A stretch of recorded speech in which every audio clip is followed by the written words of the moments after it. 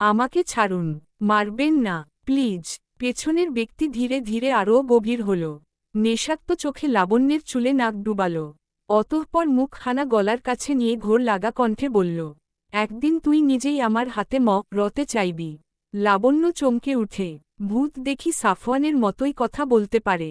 সে এবার সাহস বাড়িয়ে পেছনে ঘুরতে চাইল, কিন্তু পারল না।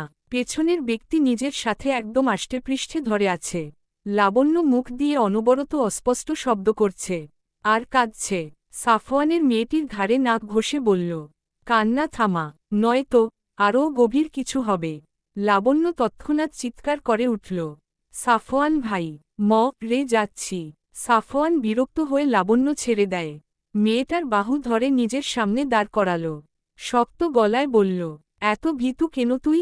আমি ভূত নই, মানুষ, তোর আপন মানুষ। সরি, একটু মজা করছিলাম। খুব ভয় পেয়েছিস? Sorry sorry sorry. দেখলাম তোর অবস্থা কি হয়, কিন্তু এখন দেখি চোখ মুখের 12টা বাজিয়েছিস। লাবণ্য নাক টেনে টেনে বলল, আপনি আসলেই ভূত? সাফওয়ান হাসল কিঞ্চিত। মেয়েটার কাপলে চুমু খেয়ে বলল, আমি মানুষ। লাবণ্য সাহস বাড়িয়ে সাফওয়ানের হাতে চিমটি কাটে। তৎক্ষণাৎ ছেলেটা শব্দ করল। এবার মেয়েটা গাল ভরে হাসে। সেকেন্ডের ব্যবধানে জাপটে জড়িয়ে ধরে বলল, সবসময় মজা ভালো লাগে না, তুমি ভয় পাইয়ে দাও। দেখো, আমার বুক এখনও কাঁপছে। উদ্ধৃতি চিহ্ন।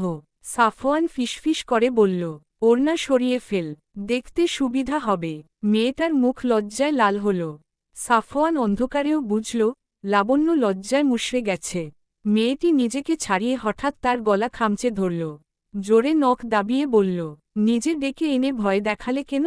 মামিকে বলে দিব তুমি খুব খারাপ। সাফওয়ান মুখ বাঁকিয়ে বসল ছাদের দোলনায়। লাবণ্যও সুর সুর করে তার কোলে চেপে বসে। দুহাতে গলা জড়িয়ে কাঁপলে কাপল ঠেকাল মেয়েটি। খুশিতে আহ্লাদি কণ্ঠে বলল, আমাকে কবে বিয়ে করবে সাফওয়ান ভাই? সাফওয়ান হু হু করে হাসে।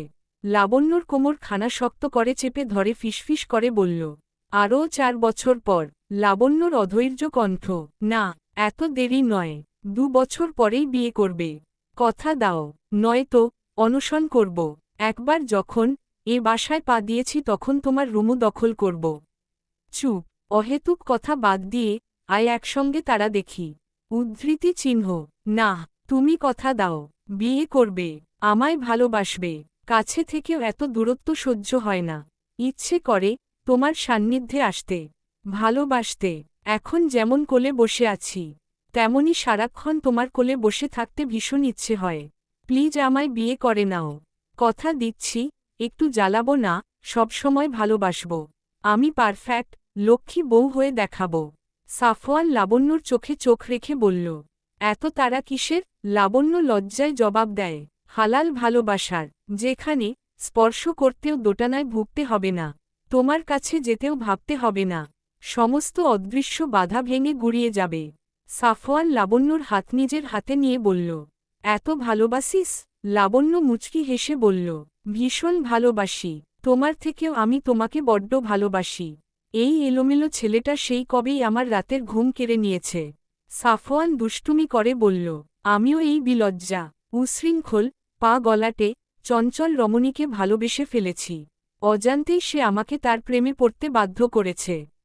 এন্ডি মেয়েটাকে এভয়েড করতেই পারিনি। আজীবন তার সাথেই কাটাতে চাই। আর লাবণ্য কপাল কুঁচকে বলল, আর কি? আর তোর রাতের বাকি ঘুমটুকুও কেড়ে নিব খুব জলদি। আমাকে কতটুকু সামলাতে পারিস দেখব। উন্মাদ ছেলেটার বেসামাল আদর সহ্য করতে পারবি? বুঝে শুনে আমার কাছে এসেছিস তো? না আসলেও আর ফিরে যাওয়ার চান্স নেই। আমার বাহুডোরেই বন্দি থাকতে হবে আজীবন। লাবণ্য ডার্লিং, ভালোবাসার তীব্রতা সহ্য করতে পারলে রাজি হয়ে যা। সারা জীবন থাকবি তো আমার সাথে, সুখে দুঃখে পাশে থাকতে। লাবণ্য জড়িয়ে ধরে তার বুকে মাথা রাখল। কান্নামিশ্রিত কণ্ঠে বলল, পারব, চাইলে এখনই কবুল বলে দেই। সাফওয়ান মেয়েটার পিঠ জড়িয়ে উত্তর দিল, এখন না, তুই ছোট, আমার থেকে তোর তারা বেশি নয়। আমার আদর সহ্য করার বয়স হয়নি। আরও 2 বছর অপেক্ষা কর। তোর থেকেও বড্ড অধৈর্য আমি। যদি টের পেতি এ বুকে তুই হিনা কতটা খা খা করে, তাহলে স্বাভাবিক থাকতে পারতি না। তুই ছোট বলে প্রতিনিয়ত আমি নিজেকে নিয়ন্ত্রণে রাখছি। একবার শুধু বড় হ, আর কোনো বাহানা শুনব না, একটানেই বিয়ে কমপ্লিট। এরপর শুরু ভালোবাসা আর বাসি। উদ্ধৃতি চিহ্ন। লাবণ্য চুপটি করে রইল। সাফওয়ান চোখ বন্ধ করে ফিসফিসিয়ে বলল, সামনে বিরিয়ানি রেখে তুই কি উপাস থাকবি, নাকি তার টেস্ট নেওয়ার জন্য তোর আত্মা খা খা করবে? ঠিক সেই অবস্থা হয়েছে আমার। না পারছি টেস্ট করতে, না পারছি ছুঁয়ে দেখতে, শুধু অসহায়ের মতো তাকিয়ে থাকি। উদ্ধৃতি চিহ্ন। লাবণ্য কথাটার মানে প্রথমে বুঝল না। সে চিন্তায় পড়ে গেল। কিছু সময় পর সচল মস্তিষ্ক কথাটি ধরতে পেরেই সে চিৎকার করে উঠল। সাফওয়ানের চুল টেনে হিসহিসিয়ে বলল, তোকে মেরে ফেলব আমি। অসভ্য, এসব বলতে তোর লজ্জা করল না? আল্লাহ কেন ছেলেদের লজ্জা শরম দেয়নি?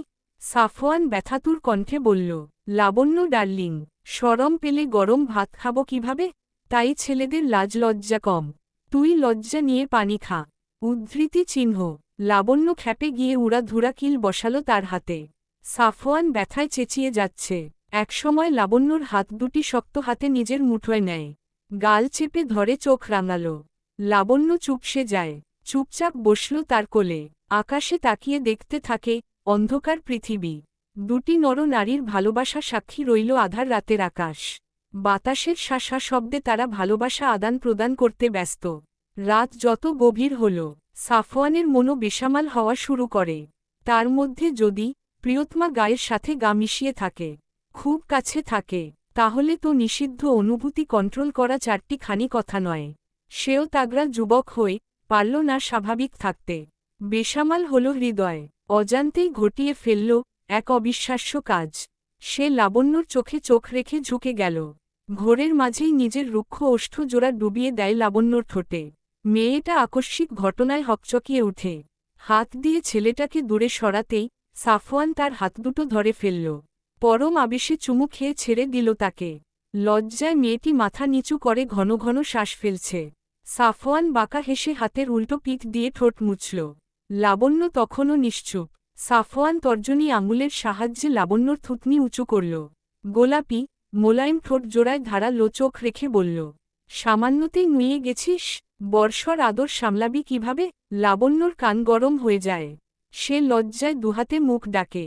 তার হৃৎস্পন্দন এখনও অস্বাভাবিকভাবে লাফাচ্ছে। চোখে ভাসছে একটু আগের দৃশ্য। কল্পনাও করতে পারছে না একটু আগে তার ঠোঁট জোড়া অন্য কারো দখলে ছিল। কিশোরী মেয়েটার জীবনের প্রথম চুম্বন, তাও আবার নিজের ব্যক্তিগত প্রেমিক পুরুষের কাছ থেকে পাওয়া। তার পায়ের তালু শিরশির করে উঠল। গায়ের লোমগুলো কাটা দিয়ে উঠছে। সর্বাঙ্গ জুড়ে বিদ্যুৎ ছলকে যায়। সে ঘন ঘন শ্বাস ফেলে নিজেকে স্বাভাবিক করল। সাফওয়ান তাকে আষ্টেপৃষ্ঠে জড়িয়ে ধরে ঠোঁট কামড়ে হাসে। এই রমণীই একমাত্র তার মতো ছন্নছাড়া বেপরোয়া ছেলেটাকে সামলাতে পারবে।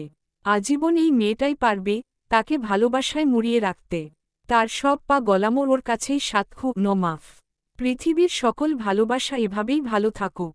নতুন একটি দিনের সূচনা। আজ প্রমুখ ঘুরতে নিয়ে যাবে সিরাতকে। মেয়েটা সকাল থেকে চিন্তা করে যাচ্ছে কি পরে যাবে। শেষে হালকা ডিজাইনে পিঙ্ক শাড়ি পরল। চুলগুলো ছেড়ে মুখে মাখল প্রসাধনী। ঠোঁটে লিপস্টিক লাগিয়ে বসে রইল প্রমুখের জন্য। কিছুক্ষণ পরেই ছেলেটা শাওয়ার শেষে বের হল। চোখের সামনে একটি জ্যান্ত পুতুলকে দেখে উদাম গায়ে এগিয়ে গেল। বিছানায় বসে থাকা মেয়েটির গালে হাত রেখে বলল, তোমার রূপের রহস্য কি বেইবি? সিরাত শাড়ির আঁচলে আঙুল প্যাঁচাতে প্যাঁচাতে বলল, প্রমুখ চৌধুরীর চুম্বন, এটাই বেস্ট আমার রূপের জন্য। দিন দিন ফেস গ্লো করছে। প্রমুখ মুচকি মুচকি হাসল। সিরাতের ঠোঁটে স্লাইড করতে করতে বলল, লাল টকটকে লিপস্টিক দিতে বলেছিল কে? আমার কেমন কেমন লাগে। সিরাত এবার হাসি চেপে রাখতে পারল না। ঠোঁটের কাছে সেই প্রমুখের আঙুলে সিরাত চুমু খেল। ছেলেটার উদাম গায়ে তর্জনীর সাহায্যে আকুবাকু করে আহ্লাদি কণ্ঠে বলল, কখন ছেড়ে যাবেন না তো? প্রমুখ তৎক্ষণাৎ কপাল কুঁচকাল। প্রমুখের তর্জনী খপ করে ধরে ফেলল। চোখ মুখ মলিনতার ছাপ। সে ধীরে ধীরে বসল মেয়েটির পাশে। সিরাতের মাথা বুকে চেপে বলল, কিছু শুনতে পাচ্ছ? সিরাত হৃৎস্পন্দনের মাত্রা অনুভব করে মোহনীয় কণ্ঠে বলল, হ্যাঁ। হারানোর ভয়ে প্রচণ্ড গতিতে লাফাচ্ছে। তাকে থামতে বলুন। এত ভয় ছেলেদের মানায় না। আশ্বাসের সুরে বলুন। সিরাত কখনোই এই অসভ্য পুরুষকে ছেড়ে যাবে না। খুব ভালোবাসবে, সেও যেন এভাবেই ভালোবেসে যায়। উদ্ধৃতি চিহ্ন। প্রমুখ জাপটে জড়িয়ে ধরল তাকে। অস্থির কণ্ঠে বলল, আর একবার দূরে যাওয়ার কথা বললে খুব করব। আমি কখনোই তোমাকে ছাড়ব না। ভুলেও মুখ থেকে ছেড়ে দেওয়ার কথা শুনলে তোমার সেই মুখ ছিঁড়ে ফেলব। সিরাত ঠোঁট টিপে হাসল। প্রমুখের বুকে মাথা রেখে চোখ বন্ধ করল। সময় গড়াল কিছুটা।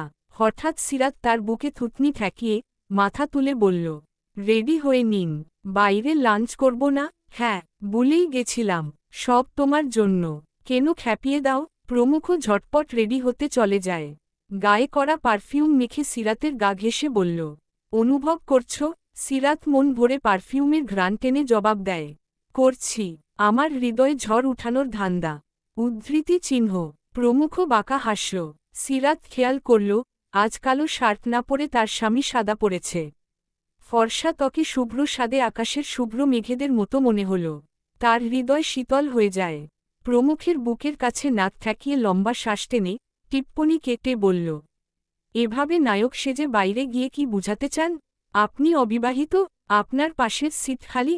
যদি এমন ভাবনা থাকে এই মুহূর্তে মাথা থেকে ঝেড়ে ফেলুন, নয়তো খবর খারাপ হবে। কান খুলে শুনুন, আপনি একান্তই আমার। ভুলেও কোনো নারী এদিকে নজর দিলে চোখ তুলে দিব। প্রমুখ প্রথমে ভ্যাভাচ্যাকা খেলেও সিরাতের হাসি হাসি মুখ দেখে বুঝে ফেলল মেয়েটার শয়তানি। সেও তার মতো ভেংচি কেটে জেলাস করার জন্য বলল, উহহ, আসছে ঢং। আমার গায়ে লেখা আছে আমি বিবাহিত? কোনো প্রমাণ আছে? কোথাও লেখা আছে আমি শুধুই তোমার? সিরাত অগ্নি চোখে তাকিয়ে কলার চেপে ধরল। লাল টকটকে লিপস্টিক লাগানো ঠোঁট চেপে ধরল ছেলেটির কলারে। প্রমুখ পরপর আবারও ভ্যাবাচ্যাকা খায়। সিরাত মুখ উঠিয়ে বলল, এই লিখে দিলাম, এই অশুদ্ধ পুরুষটা আমার। এই মিষ্টি চিহ্ন আমার লিখিত দলিলের মতো। আপনার দিকে ভুলেও কেউ তাকালে তৎক্ষণাৎ লিপস্টিকের দাগে চোখ পড়বে। মনে মনে হিংসায় জলে পুড়ে ছাই হবে। প্রমুখ চোখ বড় বড় করল। সিরাত তার গালে হালকা চাপ্পড় দিয়ে বলল, যেই মানুষটির আগা গোড়া পুরোটাই শুধুমাত্র সিরাতের, তার দিকে কুঞ্জর দেওয়া কার সাধ্যি? শুধু শুধু শুধু আমার। Mind it. প্রমুখ বউয়ের বাঘিনী রূপ দেখে অবিশ্বাস্য চোখে তাকায়। সিরাত ঠোঁট কামড়ে হেসে চোখ টিপ দিল।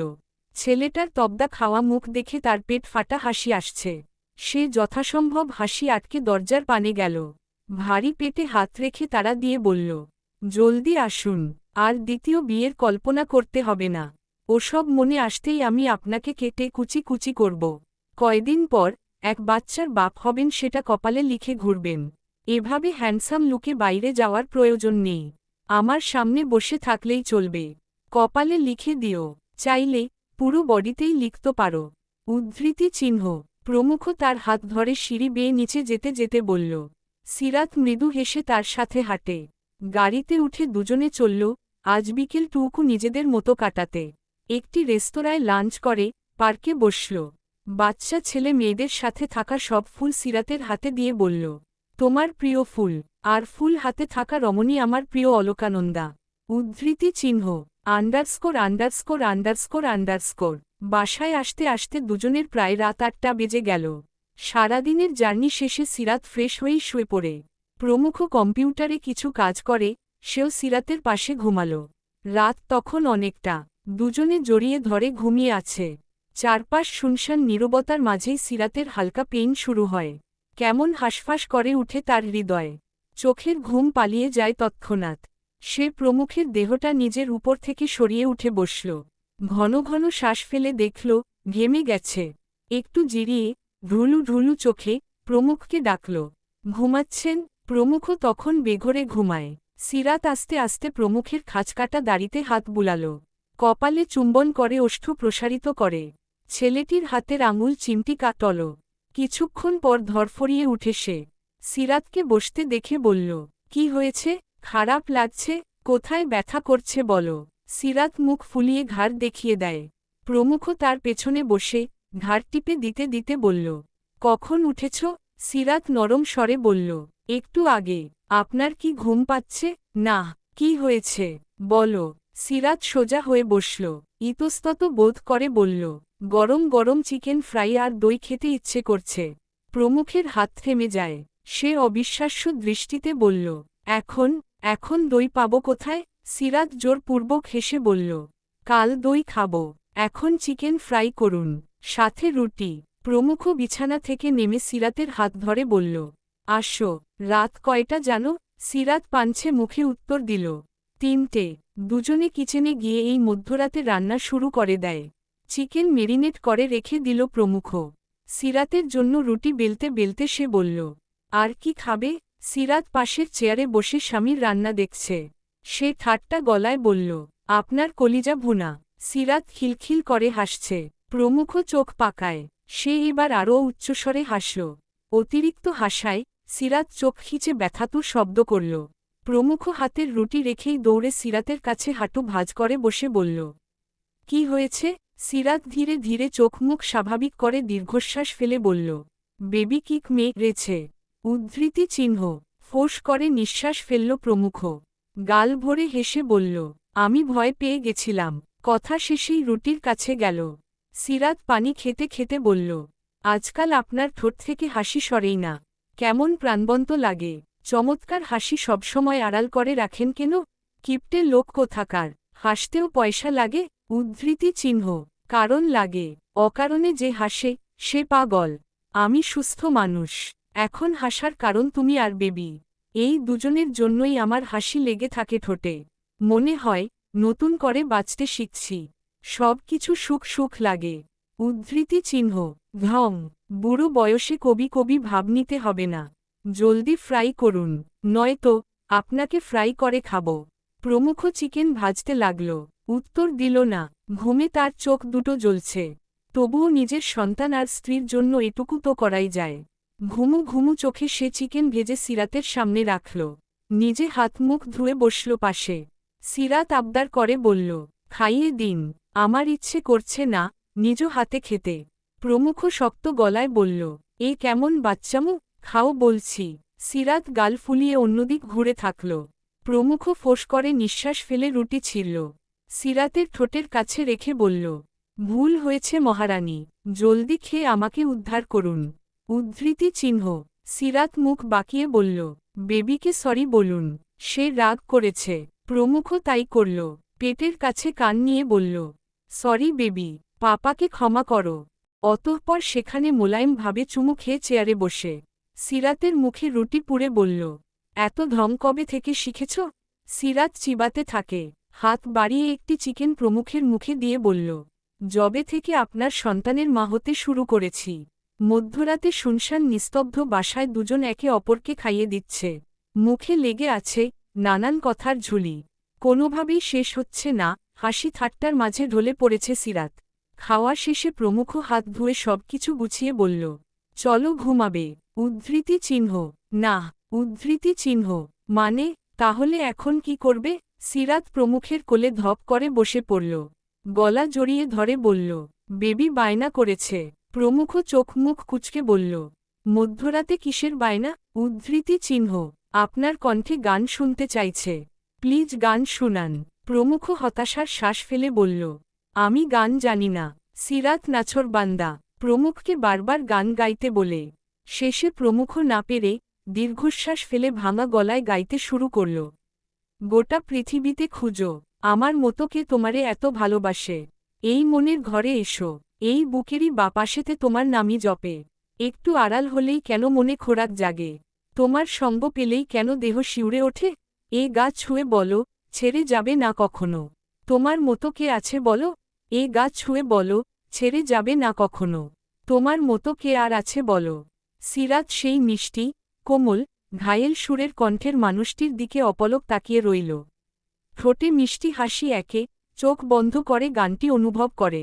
মনে হল প্রমুখ তাকে ডেডিকেট করেই গাইছে।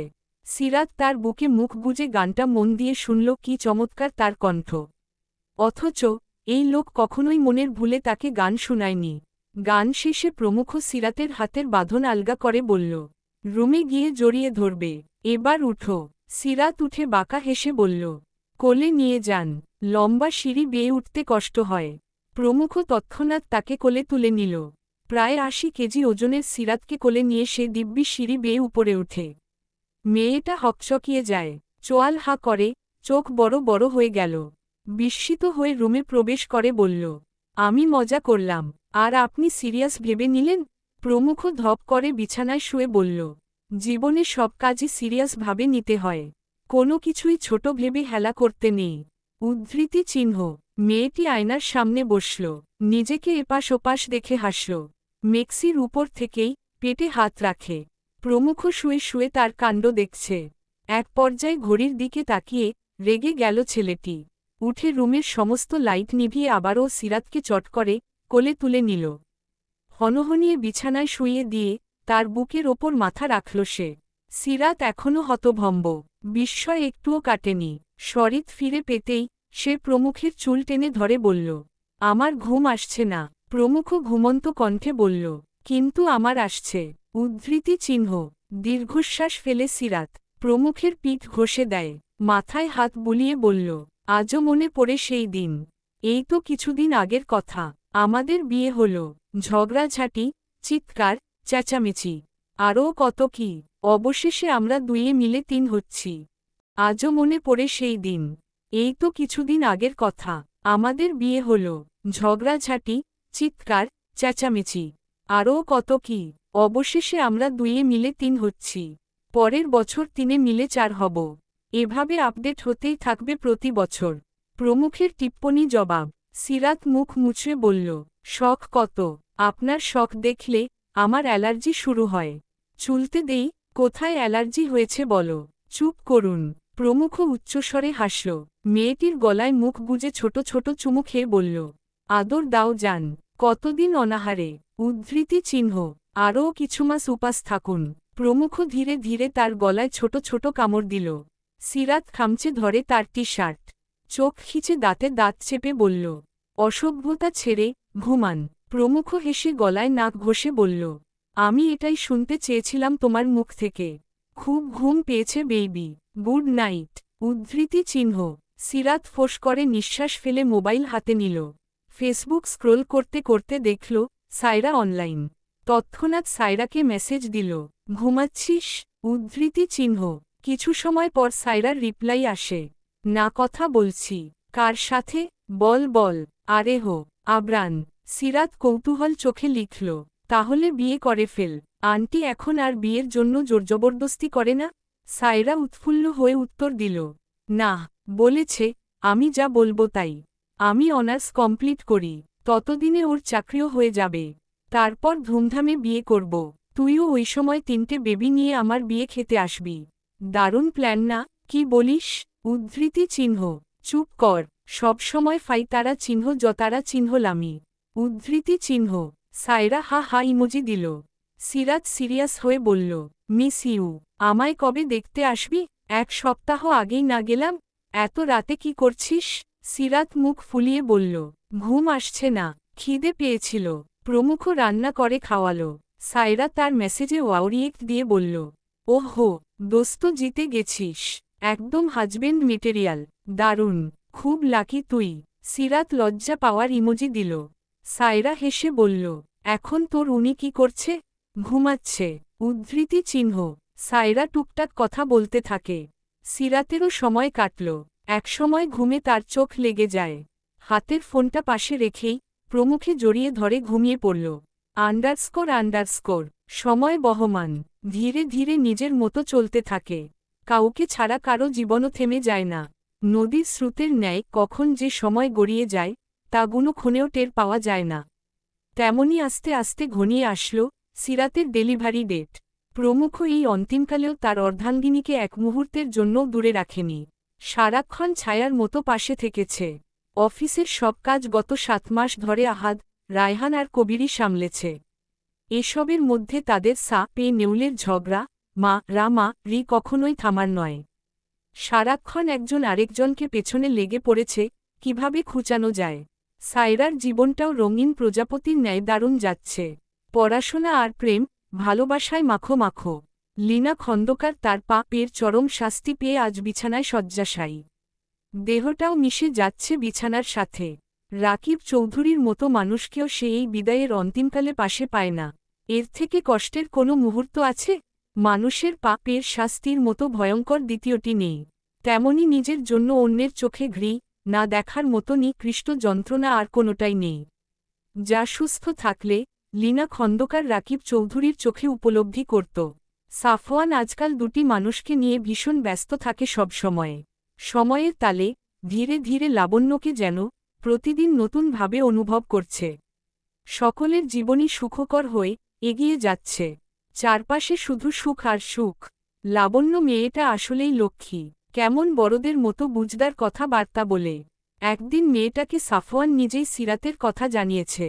যখন ওর মুখ থেকে শুনল তার প্রিয় মানুষটি অন্য মেয়েকে ভালোবেসেছে তীব্রভাবে, প্রথমে কষ্ট লাগলেও কিছু সময় পর হেসে উড়িয়ে দিয়ে বলেছিল, আগে কে ছিল, এসব শুনে কি হবে, বর্তমান আর ভবিষ্যতে তুমি আমার।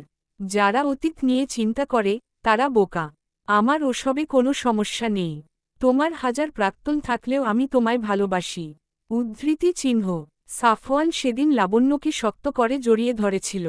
সে তার জীবনের পাপের কথাগুলোও বলে দেয়। সব শুনে লাবণ্য কষ্ট পেলেও দীর্ঘশ্বাস ফেলে বুঝায় তাকে, ভরসা দেয়। আমি আগেই বলেছি তোমার অতীত নিয়ে আমার মাথা ব্যথা নেই, তবে আমার মায়ের মতো মহিলাকে খুব ন করাই কষ্ট পাচ্ছি। কিন্তু কথা দাও, বর্তমান আর ভবিষ্যতে একটি পিঁপড়েও মা রবে না। যদি অজান্তেও কোনো কাজ করো, মনে করবে আমি তোমায় ঘৃ না করি। এই চোখে যেমন ভালোবাসা দেখতে পাও, ওই দিন ঠিক একই চোখে ঘৃ নার চিহ্ন দেখবে। এতটাই ঘৃ না যা কল্পনাও করতে পারোনি। সাফওয়ান চমকে উঠেছিল তার কথায়। লাবণ্যর গাল ছুঁয়ে দিয়ে বলেছিল, আমি বেঁচে থাকতে তোর ভালোবাসা, মায়ার কোমল চোখে আদর ব্যতীত ঘৃ না দেখতে চাই না। মৃতারা চিহ্ন তত্ত্ব যন্ত্রণা সহ্য করতে পারলেও কশ্চিনকালেও এটা সহ্য করতে পারব না। আমি কথা দিচ্ছি, একটা পিঁপড়েও মনের ভুলে মা রব না। _ সকাল ৮টা। প্রমুখ ডেলিভারির ডেট অনুযায়ী সিরাতকে তৈরি করে হসপিটালে নিয়ে এসেছে। সাথে যাবতীয় কিছু কাপড়, প্রয়োজনীয় জিনিসপত্র। জুলেখা সহ কবির, আহাদ আর রায়হান করিডোরে বসা। ডেলিভারির আগে সিরাতের কিছু চেকআপ চলছে। প্রমুখ তার সাথেই। আলট্রা করে সিরাতকে নিয়ে যাওয়া হলো। প্রমুখ তার সাথে গিয়ে বসল পাশে। প্রমুখের মুখ মলিন, সে তারা চিহ্ন কষণ্ণ চোখে সিরাতের হাত শক্ত করে ধরল। ঠোঁটের কাছে নিয়ে অনবরত চুমু খেয়ে বলল, আমার ভয় হচ্ছে সিরাত। উদ্ধৃতি চিহ্ন। সিরাতের ভেতরে চলছে অস্থিরতা, অন্যদিকে মা হওয়ার অদ্ভুত অনুভূতিতে তার মাথা চাড়া দিয়ে উঠছে। একদিকে ভয়, অন্যদিকে খুশি। এত অপেক্ষার পর তাদের সন্তান আসতে চলেছে আজ, যাকে সে এতদিন নিজের ভেতর অনুভব করেছে। একাই বকবক করেছে। তাকে অল্প সময়ের ব্যবধানেই নিজ হাতে স্পর্শ করতে পারবে, আদর করতে পারবে। এসব কল্পনা করতেই খুশিতে তার চোখে পানি এসে পড়ল। ডেলিভারির ডেট ঘনিয়ে আসায় সারা দেহে পানি এসে পড়েছে। চোখ মুখ ফুলে গেছে। কয়েকদিন ধরে হাঁটতেও বেগ পাচ্ছিল। সে প্রমুখের চোয়ালে হাত রেখে মিষ্টি হেসে বলল, সুদর্শন স্বামী আমার, গুমরা মুখ করে আছেন কেন? হাসুন। একটু পর আমার ভেতরের ছোট্ট প্রাণকে আপনি স্পর্শ করবেন। একটু একটু করে বেড়ে ওঠা আমাদের ভালোবাসার চিহ্নকে আপনি কোলে নিবেন। এত মাস যার জন্য আমাদের অপেক্ষা, অস্থিরতা, তাকে দুনিয়ার আলো দেখাবেন না?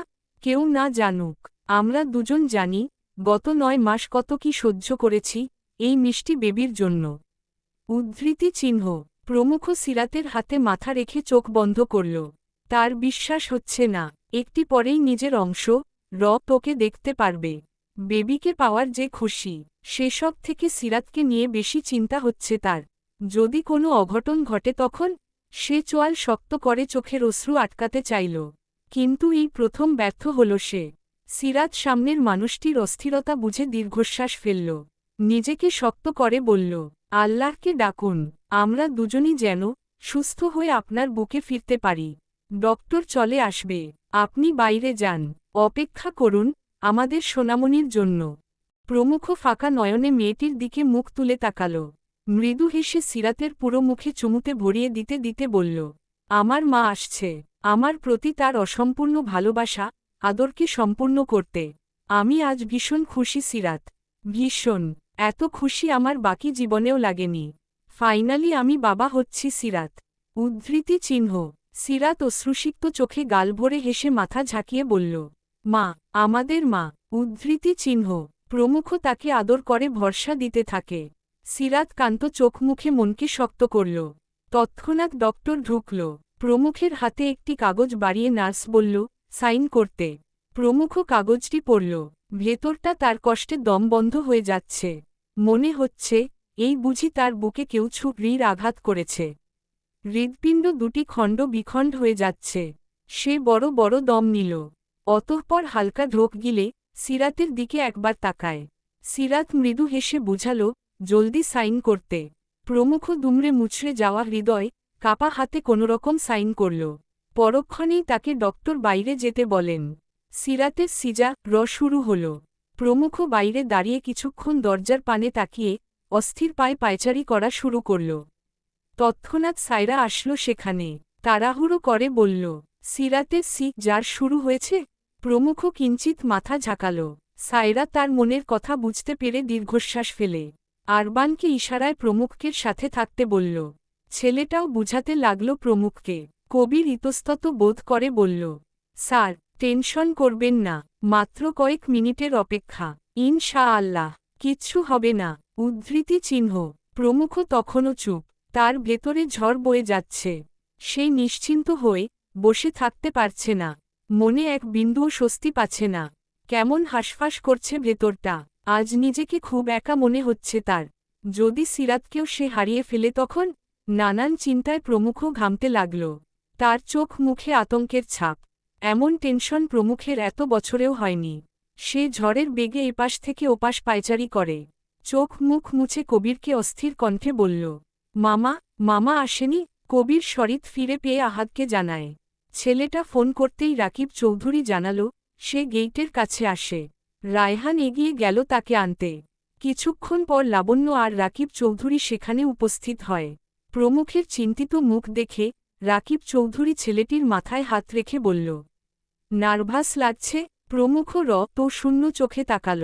রাকিব চৌধুরীকে শক্ত করে জড়িয়ে ধরে চুপ করে রয়। তার মামা হতাশার শ্বাস ফেলে মাথায় হাত বুলিয়ে বলল, তুই এভাবে ভেঙে পড়লে বৌমার কি হবে? নিজেকে শক্ত কর প্রমুখ। এখন ভেঙে পড়ার সময় নয়। তোর মতো কুখ্যাত মাফিয়ার এমন ভাঙা, নরম, অসহায় চেহারা মানায় না। শক্ত হ, দোয়া কর, দুজনেই যেন সুস্থ থাকে। তোর সংসারে আলো ছড়িয়ে ওরা যেন আবার ফিরে আসে। প্রমুখের মনের অস্থিরতা কমল কিছুটা। মামাকে ছেড়ে স্বাভাবিক হয়ে দাঁড়াল। কাউকে বুঝতে দিল না ভেতরে খা খা করছে স্ত্রী ও সন্তানের জন্য। সে ঘন ঘন শ্বাস ফেলে চোখ বন্ধ করল। এরপর লাবণ্য দিকে নজর পড়ল তার। মুচকি হেসে হাত দ্বারা মেয়েটির মাথার চুল এলোমেলো করে দেয়। লাবণ্য গাল ভরে হাসে। প্রমুখ বারবার দরজার পানে তাকাচ্ছে। তার এই অস্থিরতার মাঝেই কানে এলো সদ্য জন্ম নেওয়া শিশুর তিরিক্ষি কান্না। বাচ্চাটি দুনিয়ার আলো দেখে তিক্ত সুরে চিৎকার করে কাঁদছে। শব্দটি কানে পৌঁছাতেই তৎক্ষণাৎ প্রমুখের বুক ধক করে ওঠে। সে উত্তেজিত হয়ে দরজায় হাত রাখল। রাকিব চৌধুরীর দিকে তাকিয়ে ক্ষীণ হাসল। উত্তেজনায় তার বুক উথাল পাথাল করছে। মিনিট পাঁচেক পর একটি নার্স বেরিয়ে এলো নবজাত সন্তানকে রুমালে পেঁচিয়ে কোলে নিয়ে। তাদের সামনে দাঁড়িয়ে মিষ্টি হেসে বলল, পেশেন্টের মেয়ে হয়েছে। উনার বাবাকে। পেশেন্ট বারবার বলেছে সর্বপ্রথম বাচ্চার বাবাকে কোলে দিতে। উদ্ধৃতি চিহ্ন। প্রমুখ এক দৃষ্টিতে তাকিয়ে আছে রত লাল মুখের অনবরত কেঁদে যাওয়া সদ্য জন্মানো বাবুটির দিকে। তার হাত পা থরথর করে কাঁপছে। শিশুটি কেমন তিরিক্ষি মেজাজ চোখ বন্ধ করে কাঁদছে। প্রমুখ ঘন ঘন শ্বাস ফেলে হাত বাড়াল। খেয়াল করল তার শক্তপোক্ত হাত দুটির অবস্থা আরও খারাপ। তিরতির করে কাঁপছে। সে কম্পিত কণ্ঠে বলল, ও আমার সন্তান, আমি ওর বাবা। নার্স হেসে কোলে তুলে দিল। রাকিব চৌধুরী নার্স দুটিকে সম্মানী দিলেন। তৎক্ষণাৎ জুলেখা, সাইরা আর লাবণ্য খুশিতে হইচই শুরু করেছে। প্রমুখের শক্তপোক্ত দেহের ভাজে পিচ্ছি বাবুকে দেখাই গেল না। বাবুটি তার কোলে আসতেই কান্না থামিয়ে চুপ হয়ে গেল। তৎক্ষণাৎ সবাই অবাক চোখে চিৎকার করে উঠে, ইসস, কি মিষ্টি, এখনই বাবাকে চিনে ফেলেছে। সাইরা খুশিতে বাবুর গাল ছুঁয়ে বলল, রসগোল্লার মতোই হয়েছে। কবির সহ ওরাও প্রমুখকে চারপাশ থেকে ঘিরে ধরেছে। অথচ প্রমুখ নির্বিকার ভাবে দাঁড়িয়ে। গলা থেকে কোনো কথা বের হচ্ছে না। তার চোখে অশ্রু জমে টইটম্বুর। সে ঠোঁট কামড়ে অপলক তাকিয়ে আছে বাবুর দিকে। বাচ্চাটা দিব্যি নিজের ছোট ছোট হাতের আঙুল গালে গুজে চপচপ করছে।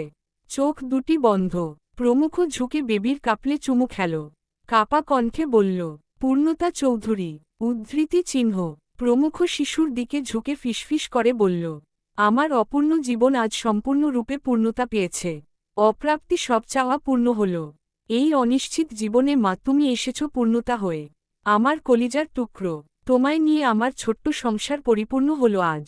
কিছু মিনিটের ব্যবধানেই প্রমুখ সত্যি সত্যি ছোট্ট প্রাণটিকে নিজের কোলে নিয়েছে। এতদিন যাকে ছুঁতে পারত না, ধরতে পারত না, তাকে আজ স্পর্শ করতে পারছে। দেখতে পেল শিশুটি ক্ষণে ক্ষণে ঠোঁট উল্টে চোখ কুঁচকে ফেলেছে।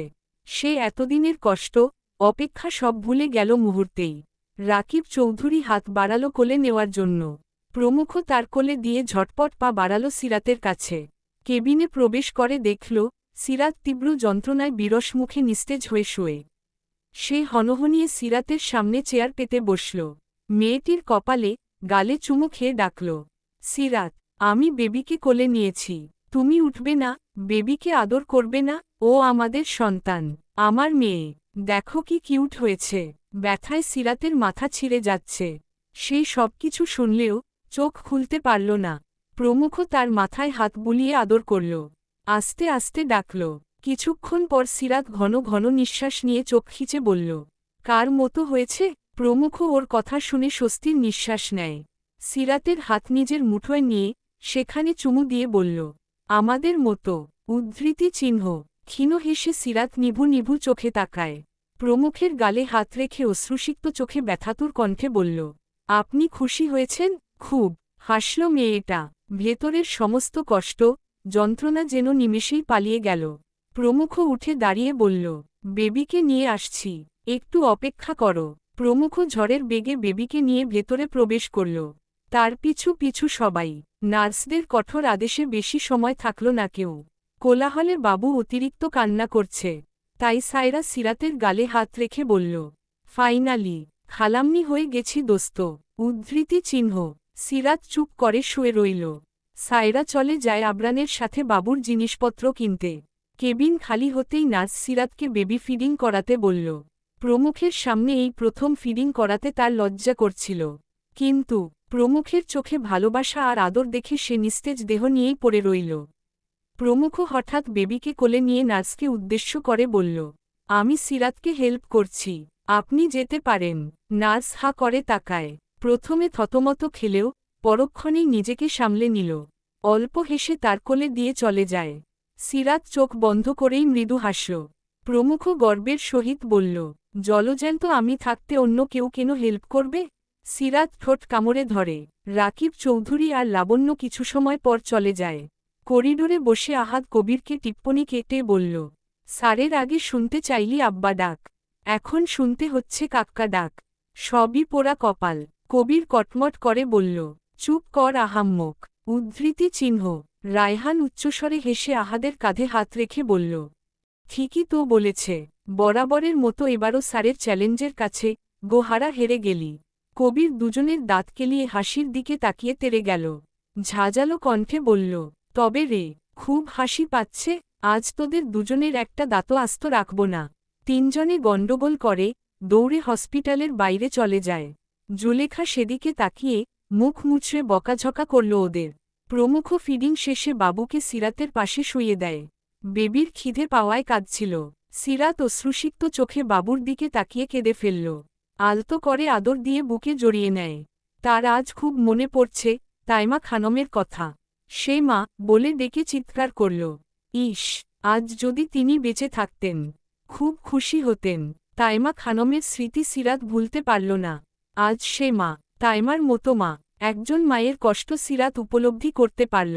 যতবার বাবুকে দেখছে বুক ফেটে শুধু তাইমা খানমের কথাই মনে পড়ছে।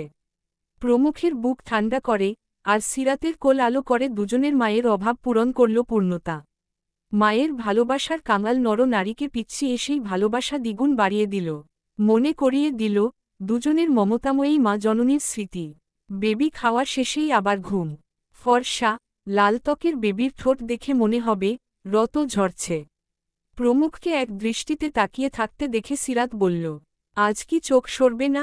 প্রমুখও সেভাবেই উত্তর দিল, তৃপ্তি না মেটা অবধি চোখ সরবে না। সিরাতের মন প্রশান্তিতে ভরে উঠে।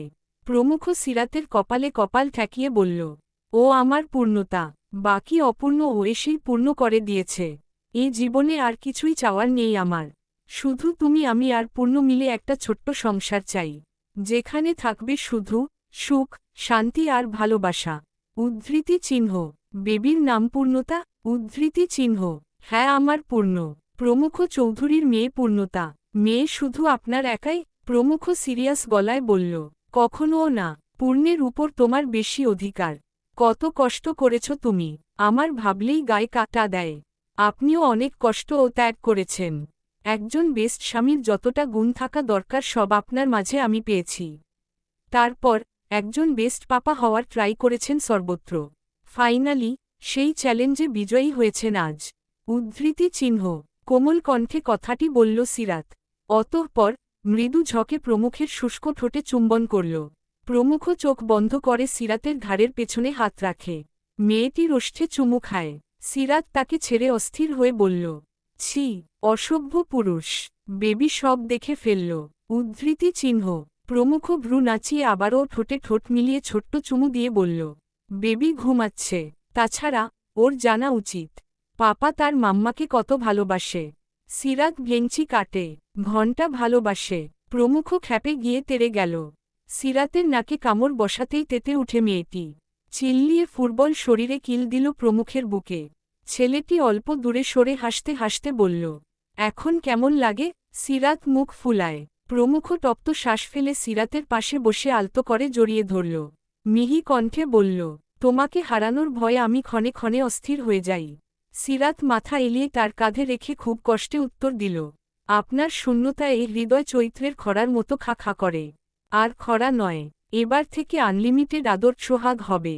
প্রমুখ ঠোঁট কামড়ে বলল। সিরাত দাঁতে দাঁত চেপে জবাব দেয়, এই লোক কশ্চিনকালেও ভালো হবে না।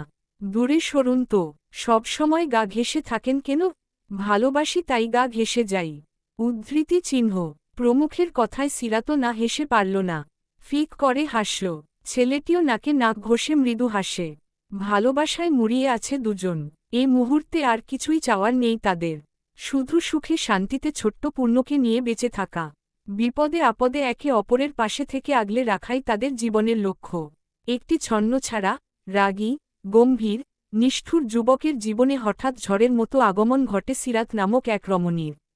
প্রকৃতির নিয়মে বারবার দেখা হয়ে যায় তাদের।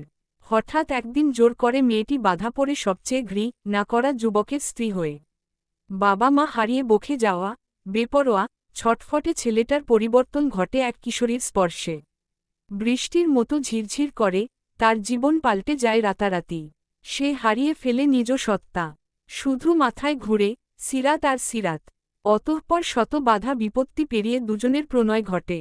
দুইয়ে মিলে হয়ে যায় তিন।